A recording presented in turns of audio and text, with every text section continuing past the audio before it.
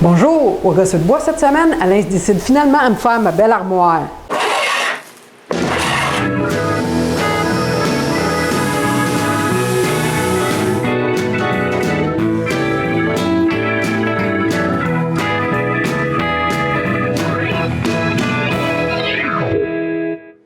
On a la même armoire à serviettes dans notre salle de bain depuis le jour où on a aménagé dans notre maison. Il y a de ça, 25 ans.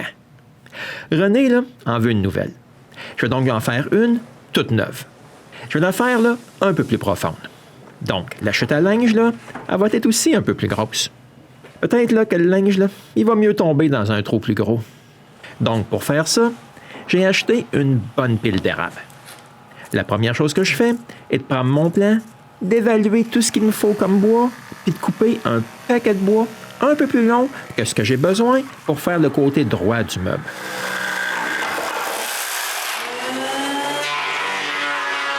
Quand j'ai fini, je surface tous les morceaux à une épaisseur de 3/4 de pouce.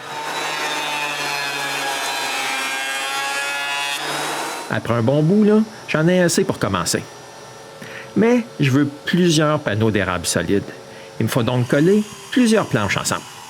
Je commence donc par couper des plus longues à une dimension plus proche de ce que j'ai de besoin. Ensuite, je m'assure que tous les côtés sont bel et bien droits.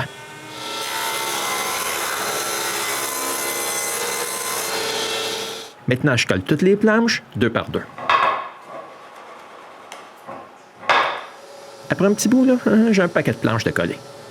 Le lendemain, la colle est sèche, puis je mets chaque collage droit ses 2 faces. Je laisse juste un peu plus de bois que ce que j'ai de besoin. Puis encore une fois, je m'assure que les côtés sont bien d'équerre. Ensuite, je recolle tous mes collages en paquet de 2. Mais cette fois-ci, je fais beaucoup plus attention pour que les 2 morceaux soient super bien alignés. Je me desserre puis je laisse le tout sécher pendant toute la nuit. Le lendemain, comme la colle est sèche, je chambre tous mes collages à bonne épaisseur avec du papier de 60 dans l'ensembleuse à tambour.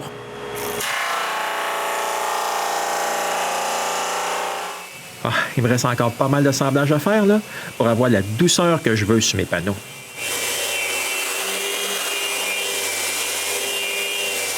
Bon, maintenant, il faut que je m'occupe de tous les montants et les traverses du côté droit. C'est pas mal dur à croire, mais il faut surfacer encore d'autres bois. J'avais pas tout préparé la dernière fois. C'est pas mal plus facile de couper les 2 longs montants droits avec la scie sur rail.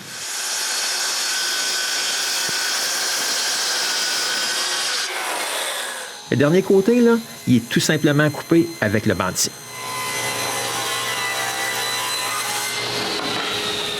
Ensuite, j'installe ma lame d'ado dans mon banc de scie avec une épaisseur d'1/4 de pouce, puis une hauteur d'1/2, puis je coupe une rainure sur toutes les faces où il y aura un des panneaux que je viens de coller.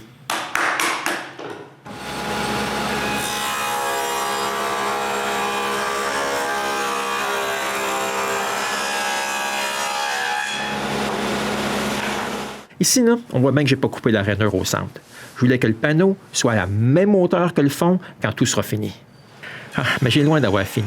J'ai encore beaucoup de rainures à faire. Maintenant, si je regarde mon plan, je vois bien la longueur des traverses, mais je ne dois pas oublier qu'il faut ajouter 1,5 de chaque côté. Maintenant, avec la vraie mesure, je peux couper toutes les traverses à la bonne longueur.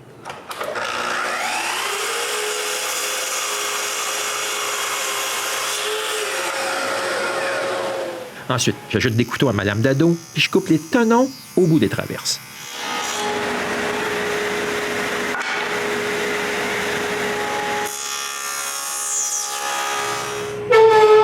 Mais comme les rainures ne sont pas au centre, je dois baisser la lame pour couper l'autre côté.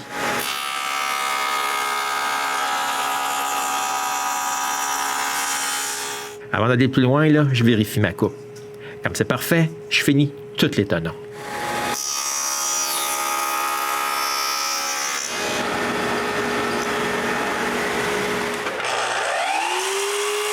Ensuite, je mets les 2 longs montants ensemble, puis je les coupe toutes les 2 en même temps, à bonne longueur. Ensuite, je peux faire un assemblage à sec. en prenant soin là, que mes traverses sont bien au centre de leur marque. Puis, je prends les mesures des panneaux. Quand j'ai toutes les mesures, je les coupe.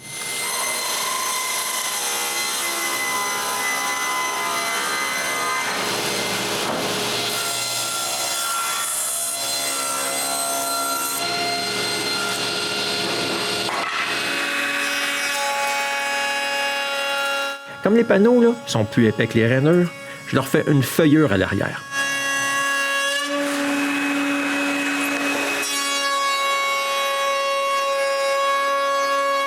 Bon, voici ma feuillure. Puis voilà comment le tout va s'assembler.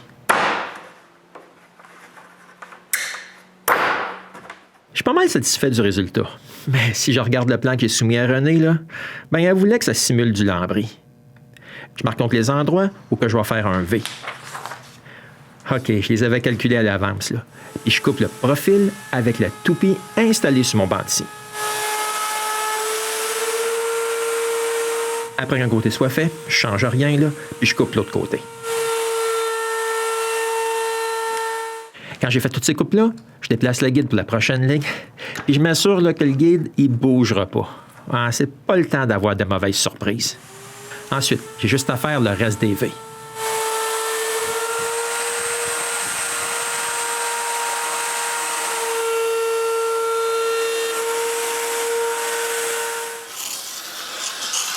Quand j'ai fini, j'utilise un couteau pour nettoyer ce qui est pris au fond des V.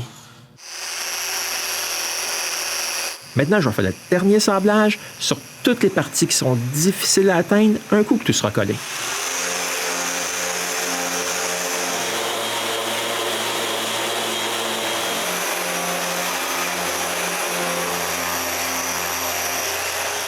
Bon, maintenant je suis prêt à coller là, le côté droit. Je commence par insérer des barils de caoutchouc dans les rainures. Ça va empêcher les panneaux de bouger. Ensuite, je mets tous les panneaux et les traverses ensemble.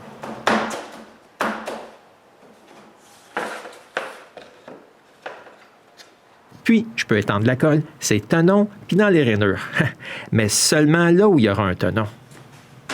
Ensuite, je mets les deux longs montants et je mets deux serres.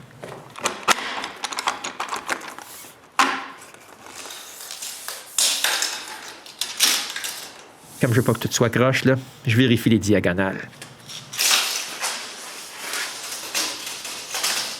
Puis je mets les deux dernières serres. Pendant que la colle sèche, là, j'en profite pour surfacer une longue planche. Avec cette planche-là, je vais faire les pièces de bois qui vont couvrir les champs des prochains morceaux qui seront du contreplaqué.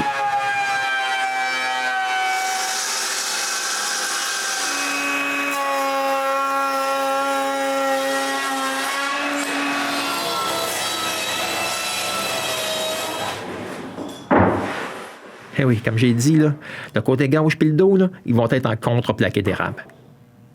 Donc, après avoir mis une pleine feuille de contreplaqué sur mon établi, je coupe une lisière pour faire le côté gauche.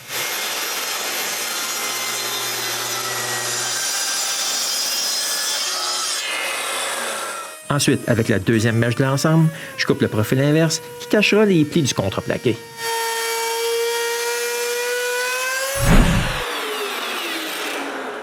Ensuite, j'ai juste à mettre un peu de colle dans le V puis coller un des morceaux d'érable solide que je viens juste de faire.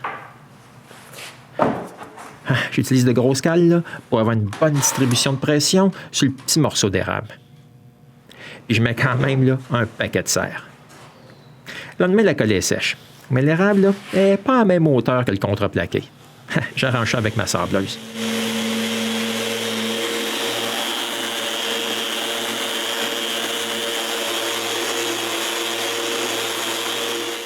Bon, j'ai le champ du côté gauche de fait. Mais j'ai aussi des champs là, à faire sur des tablettes. Je sors donc une autre feuille de contreplaqué. Puis je la coupe.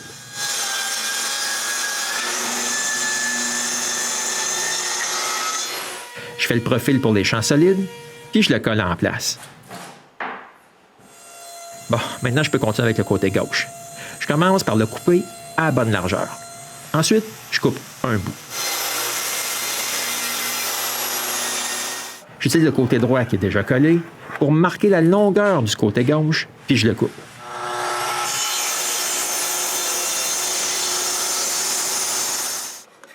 Bon, c'est le temps de sortir mon kit de rainure pour contreplaquer. Avec la mèche de 3/4, je fais un test sur un bout de chute. Ensuite, je teste ma rainure. Bon, comme ça semble marcher, là, faut que je coupe une rainure à cet endroit-là, ces 2 morceaux. La flèche rouge indique le centre de la rainure, puis je dois mettre le rail sur l'autre ligne. Je sécurise le tout et je vérifie si c'est parfait. Je vois bien que c'est un peu à côté. Je réajuste ça parfaitement, puis je déplace le toupie là où je veux commencer, puis je mets l'arrêt. Je fais la même chose pour l'autre côté et je coupe la rainure.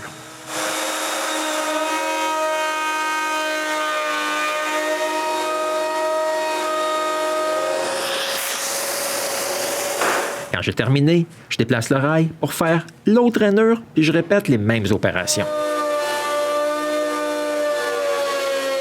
Après, j'utilise la même technique pour les feuillures des billes.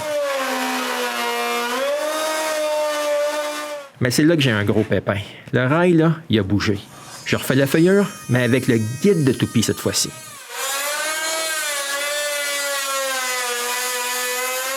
Bon, maintenant, il faut arranger ça. Je commence par mettre le tout droit avec un rabot à épaulement miniature. Après avoir mis le bout carré, là, je m'assure que c'est tout à la même hauteur. J'essaye le morceau de bois que je vais mettre, puis lorsque je vois que c'est parfait, je le colle en place. Un peu de colle, là, ça règle beaucoup de problèmes. Pendant que ça sèche, là, je peux faire la feuillure de l'autre côté. Éventuellement, là, la colle est sèche, puis je peux finir la feuillure du côté endommagé.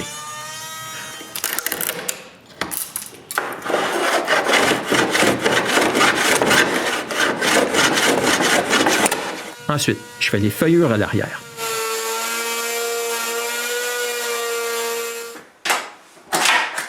Maintenant, je vais faire le bas du meuble. Pour ça, là, il me faut les mesures exactes du trou de la chute à linge. Avec les mesures, là, j'ai dessiné le plan du bas du meuble. La seule chose qui manque, là, c'est de préparer le bois.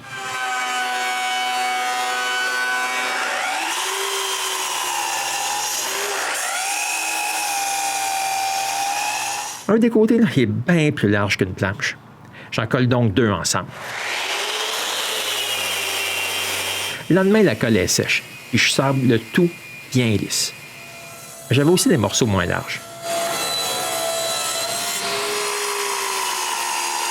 Maintenant, je peux couper le devant et l'arrière aux bonnes longueurs. Ouais, voici comment tout ça va s'assembler. Il faut que je marque l'emplacement des mortaises de domino et que je les perce.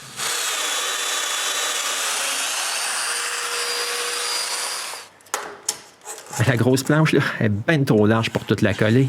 Je change donc la largeur de mes trous de domino pour des plus larges, puis je perce les 4 dernières mortaises. Avant de coller le bas, là, je chambre les endroits difficiles.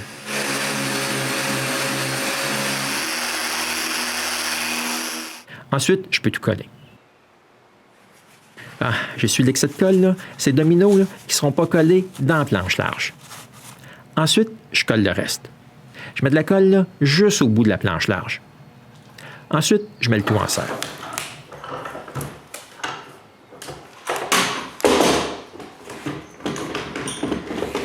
Le lendemain, je peux faire le premier sablage. Comme j'ai la sableuse dans les mains, là, j'en profite aussi pour faire le premier sablage de l'intérieur du panneau de contreplaqué.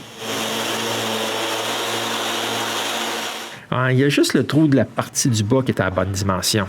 Je dois tout couper à la dimension finale. Mais les montants là, sont plus longs que les traverses. Donc, pour pouvoir couper un côté droit, j'ajoute une planche entre les montants et je coupe l'autre côté.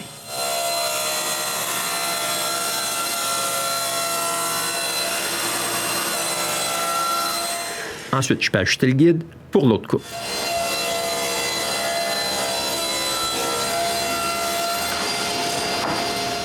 J'ai le bas de coupé, là, mais pas les autres tablettes fixes. Je commence donc par couper en 2, puis le contreplaqué, j'avais collé avec un champ.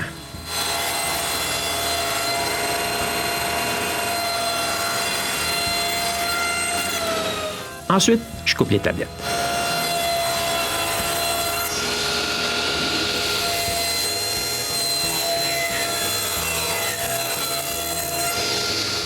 Quand toutes les tablettes sont coupées à bonne largeur, je mesure exactement ce que j'ai besoin en longueur, puis je les coupe toutes.